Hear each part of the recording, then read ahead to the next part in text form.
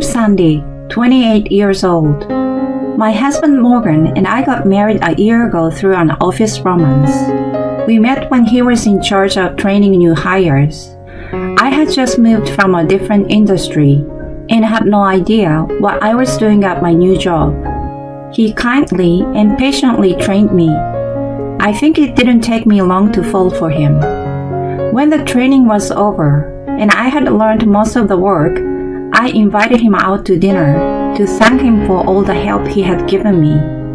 After that, we continued to see each other several times outside of work, and I took the plunge and confessed my feelings to him. We were both around an age where we were thinking about getting married. So about 2 years after we started dating, we met each other's family.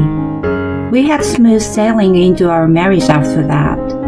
One of the common issues of marriage I often hear is a relationship with in-laws, but I haven't encountered such problems so far. My in-laws have been very good to me.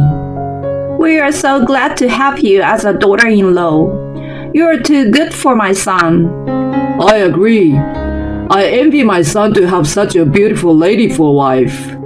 Oh, you guys are so sweet. Thank you.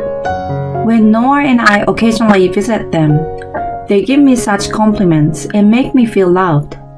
I may be simple-minded, but I don't feel bad about being praised.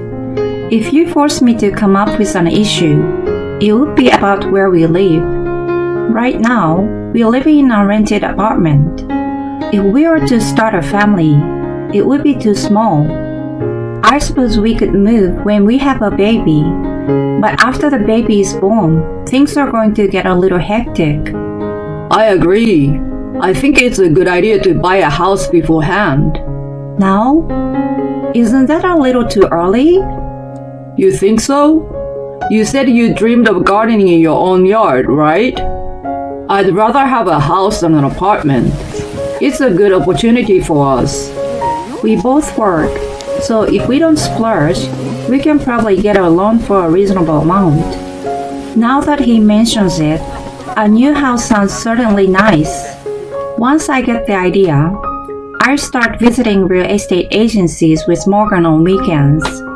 My parents are very supportive of the idea and are helping us find a house and giving us advice on mortgage and property contracts. One day, we are asked to come to my parents' house for a talk. We head out, wondering what it's about. There, I find my grandfather. He has been living alone since my grandmother passed away a few years ago. Because of his age, my parents have been asking him to move in with them, but he hasn't accepted the offer yet. I don't know what his true motive is, but he may not want to let go of the house filled with memories of late grandmother. I heard that you are looking for a house. Yeah, but we haven't been able to find the one that fits our criteria. If you want, you can use the land I have left and build a house on it.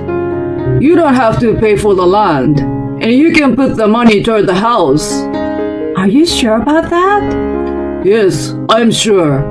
I'd be happy to let you guys use it. Thank you, Grandpa. He's not a rich man. It's just that his family has been farmers for generations and owns a lot of unused lands. He has offered us one of the lots, which is in his name. On top of it, my parents have proposed to cover part of the construction cost. Our plan is turning into reality. Over the next few weeks, we discuss specifics with a contractor. Then I received a call from my mother-in-law one day. I heard you are building your own home. Oh yes, my grandfather is letting us use his land. Oh, I see. You know, if you're building a new house, why don't we live together? You mean you, Jacob, and us? Listen, our house is getting old, you know.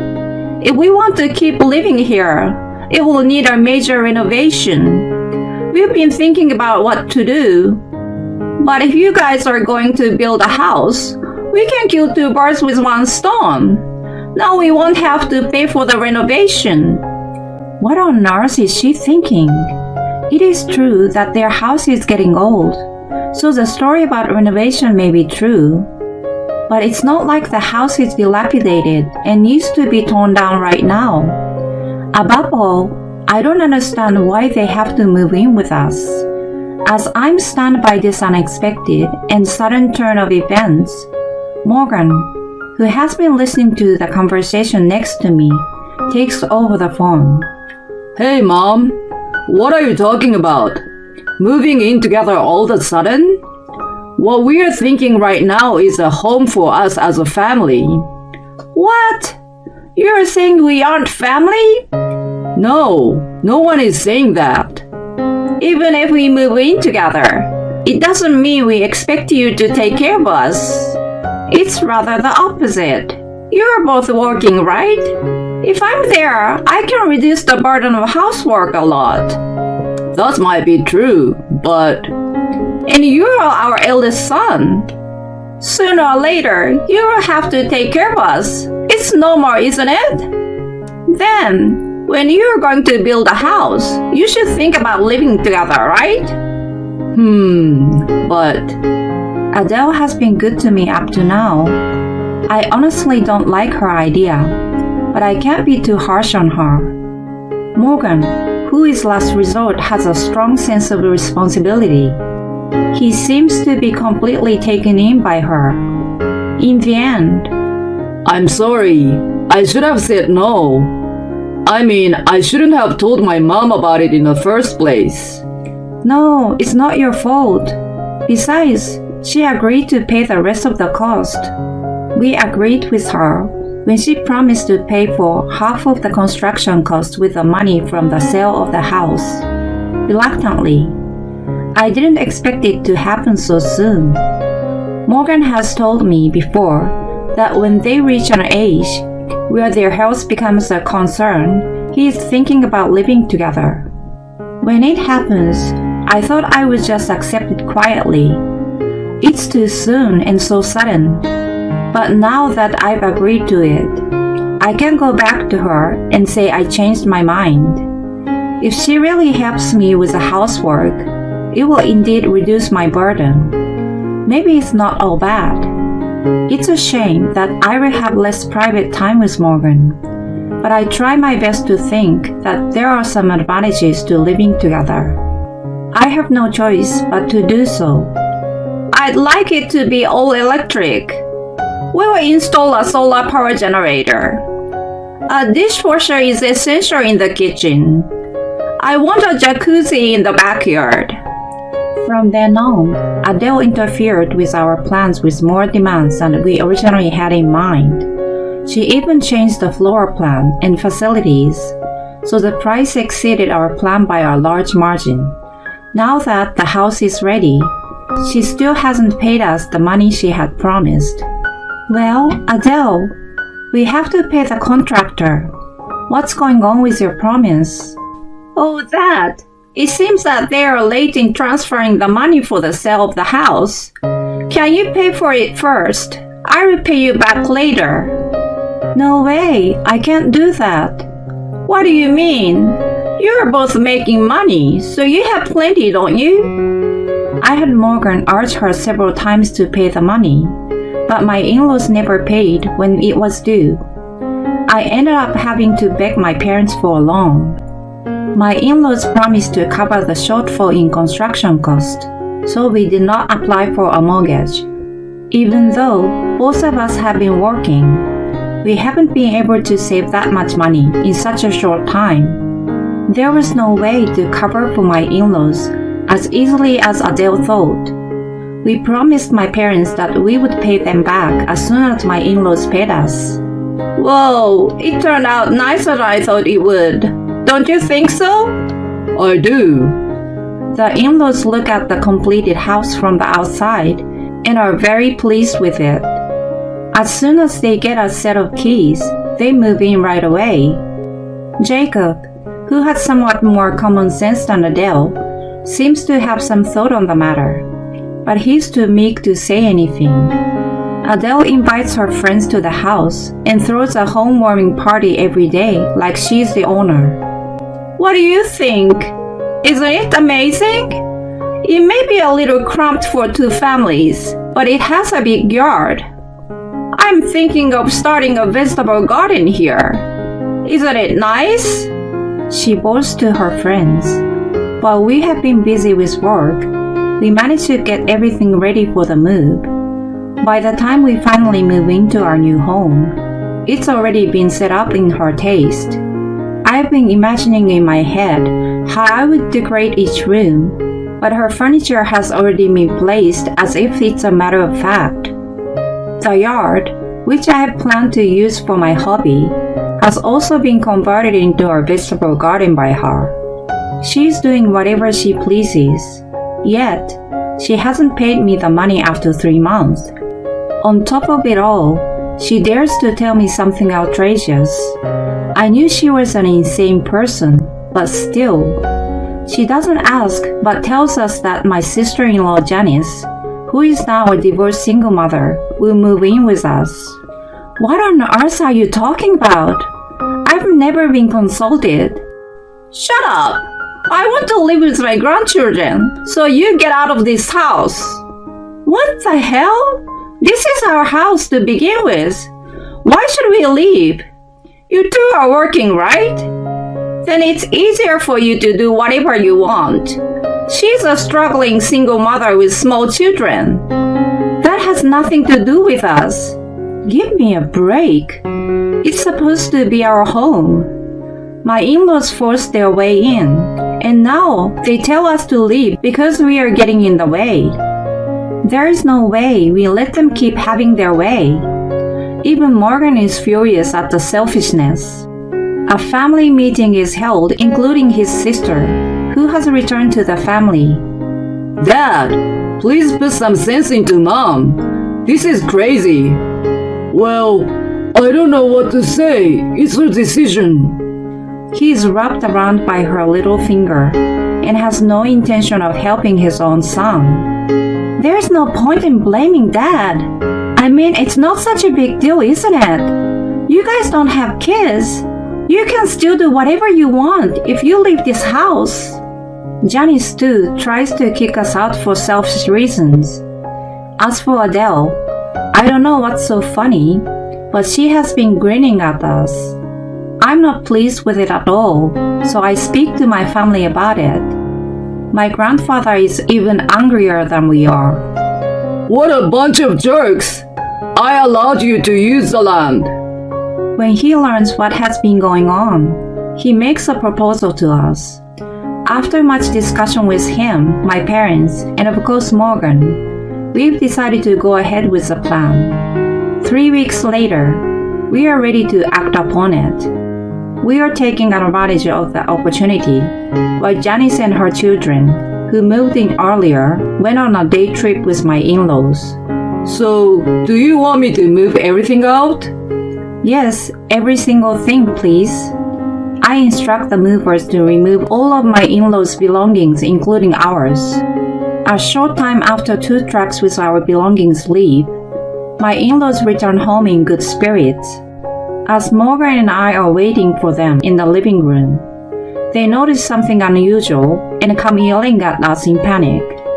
What's going on? What happened to our stuff? They were in our way, so while you were enjoying your outing, we asked a mover to remove them. How selfish of you! While I fend off Adele, Janice was yelling at Morgan. Not only are my things gone, but all my kids' stuff too.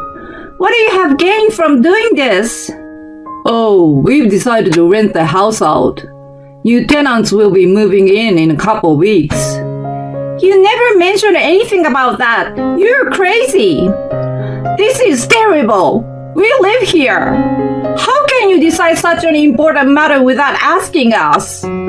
They protest vehemently when they learn about our plan.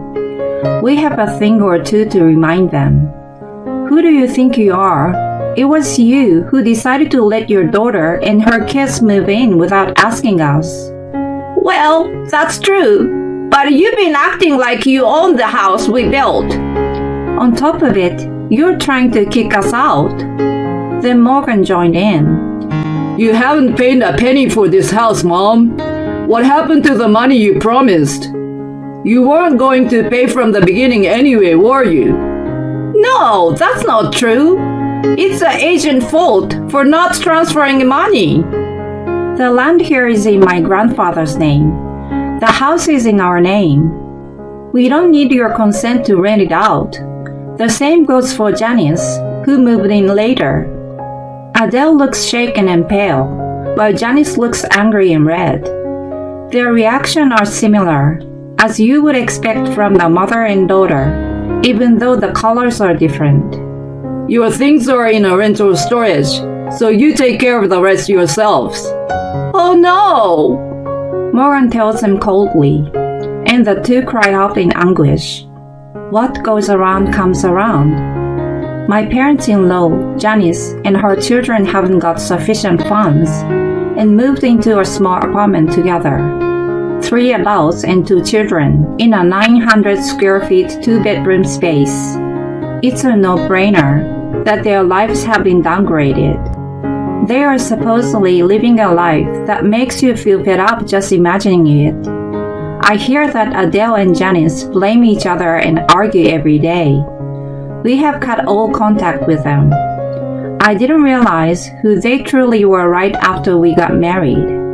It's probably a good thing that we could cut them off sooner than later.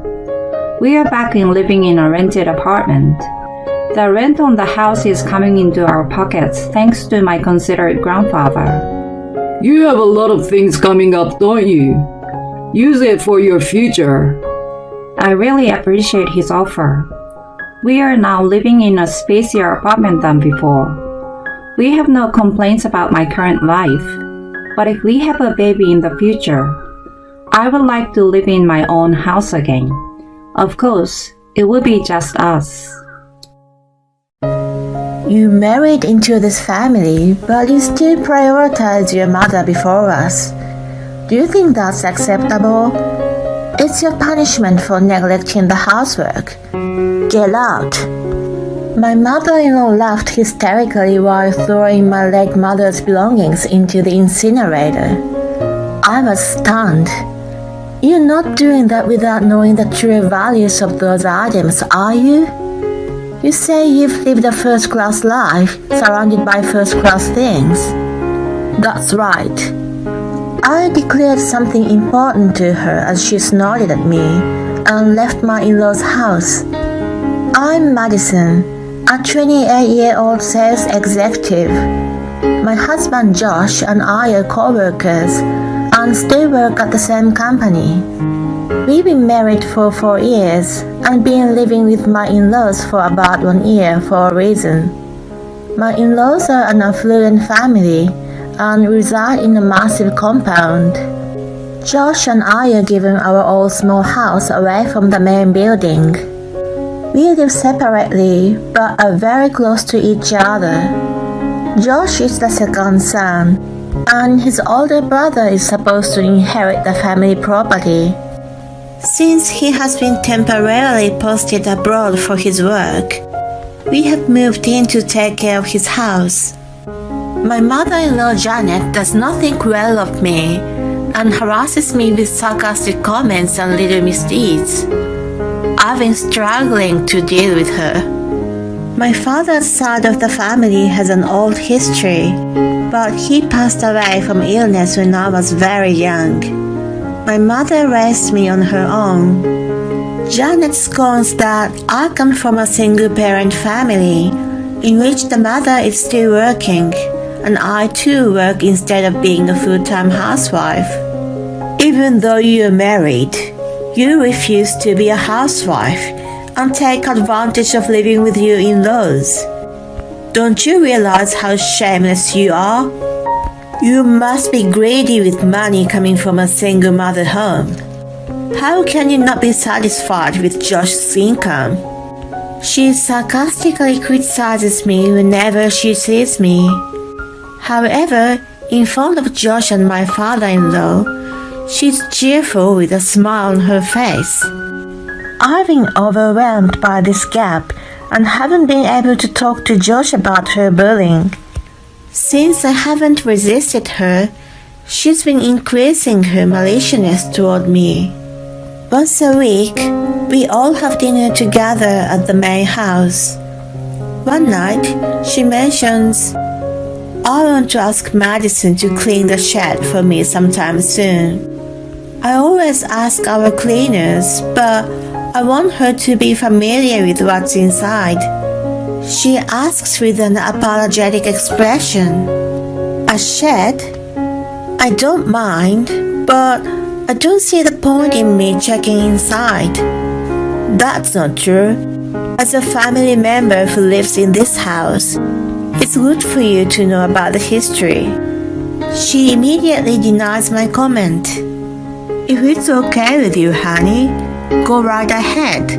But we are leaving as soon as my brother comes back, so you don't really have to. Josh helps me out. I don't have any special plans for my next day off, so if you just want me to clean it up, I'd be happy to do it.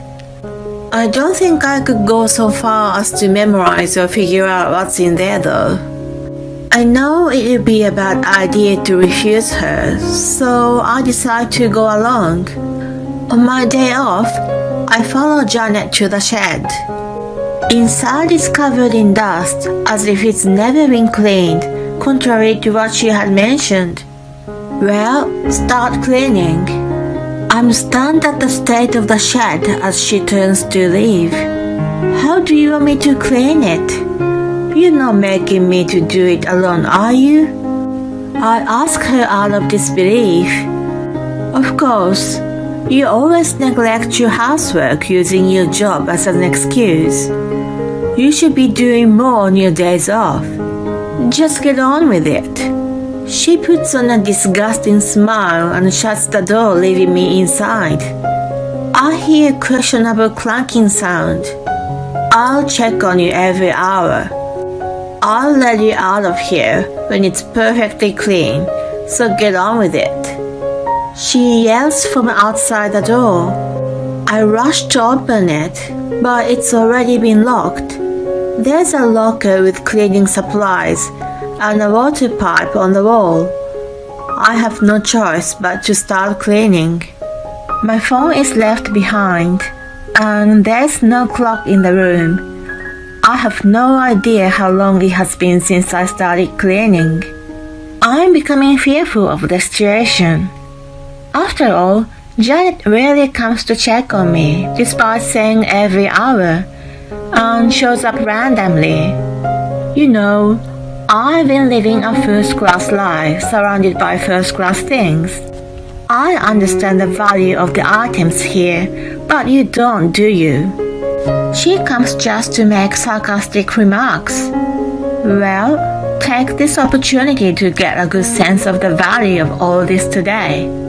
She closes the door again and walks away. I've been cleaning since early morning, and she's finally satisfied in the evening. I'm able to escape from the dingy shed at last. I wasn't even allowed to have lunch. I walk back home feeling lightheaded, and I'm determined to speak to Josh about it. I'm sorry to do this as soon as you're home, but I need to talk to you about something. When I mention it, he senses something. Is this about my mother? I'm surprised, but I start explaining what happened today and how Janet's been treating me. He listens attentively and apologizes to me. I'm really sorry that I didn't realize it before. I know she sometimes looks down on people and harasses them in small ways when she doesn't like something. But this is the first time I hear she's done something to that extent. I'm confused as to why I should believe your every word. I mean, I can't make a clear judgment right away. I haven't said anything about it to you for a long time, and I understand that you don't want to believe anything bad about your mother. I'm not asking you to do something about it right away. I just don't want to be alone with her as much as possible from now on. I'm so exhausted that I don't even wait for his reply and pass out on the bed. The subject has remained open. I try to stay away from the main house as much as possible and don't join the weekly dinner using my work as an excuse. Meanwhile, Janet plays the role of modest mother-in-law. I wonder if Madison doesn't think well of me asking her to clean the shed. I don't want her to be mad at me. Josh's been even more confused about what to make of the difference between what I've told him and what Janet's been saying. She has explained to him about locking me inside the shed as, "I'll never do such a thing." And Madison was so absorbed in her work that she forgot to take lunch. I'm sorry I didn't remind her. I didn't feel comfortable interrupting someone who was concentrating on the work.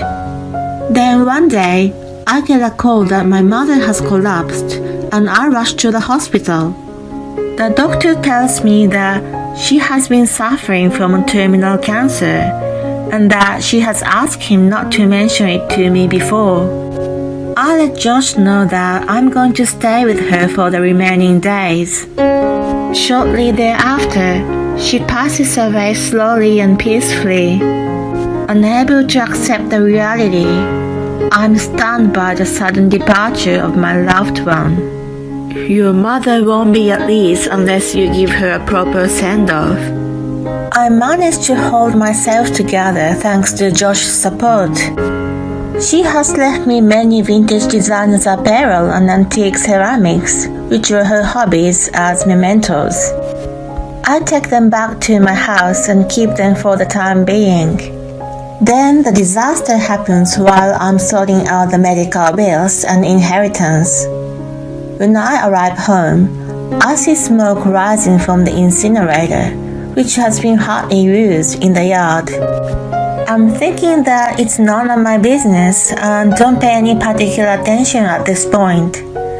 When I start sorting out my late mother's belongings, I found that most of them have gone missing. I immediately think about the smoke and rush to the site with a bad feeling. A pile of clothes and ceramics and Janet trying to throw them into the fire come into my view. What in the crazy world are you doing? If you're home, why don't you let me know you're back? What are you doing here today? Why do you have them here? Give them back. You're so vulgar snapping at me. They're not worth much anyway, so I thought I'd help you get rid of them. What on earth are you talking about? You married my son, and you put your mother before him and his family. Do you think that's acceptable? It's your punishment for neglecting the housework. Get out of here. You're not doing that without knowing the true values of those items, are you? You say you've lived a first-class life surrounded by first-class things. Those are worth at least $100,000. I'm going to press charges on you. I declare that much and then gather up the scattered items on the ground. You gotta be kidding me. You can't try to cheat me out of my money. You better leave Josh. Ignoring her ranting and raving, I pack up my belongings and leave my in-laws' house to stay at an apartment where my late mother lived. I go through the items and realize that many are still missing, and the remains have been damaged by being trampled on or mishandled. I immediately called the attorney who assisted me with my late mother's estate and asked him to start the process of property damage charge. I also called Josh and explained what's going on. Your mother burned my mother's mementos and told me to leave the house. So I packed up my belongings and left. I then explained to him everything that has happened. I tell him that I'm going to file a charge against her and that I'll never want anything to do with her in the future. I also mentioned that I would not interfere in any way between him and his mother but that I would like to divorce him if I have to continue dealing with her. I sent him a video of Janet burning my late mother's belongings and let him hear the voice recording of her rant. Instead of coming to ambiguous conclusion like last time, he is forced to recognize that she has been malicious toward me. Her behavior this time is way out of line, and I reiterate to him that I never ever want anything to do with her.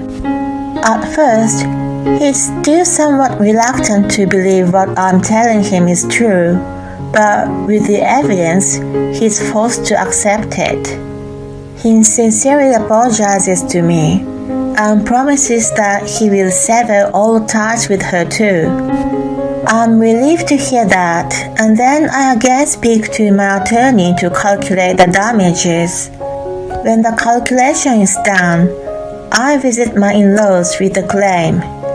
My in-laws have been notified in advance, and both of them are there to greet us. First, my attorney tells them that Janet's action falls under the charge of destruction of property, and the value of damage is more than $100,000. Wait a minute, they're just some clothes and ceramics. There can't be that much money. Janet snickers and denies the amount of money. I'm sure as I've asked an appraiser to confirm the value of each item. Are you telling me that you, who have been living a first-class life surrounded by first-class things, don't recognize the worth of those items? When I snicker back at her, her face turns bright red. Don't try to deceive me. The value of those things goes down as they age. Then my attorney patiently explains that she's indeed correct if things are not well taken care of.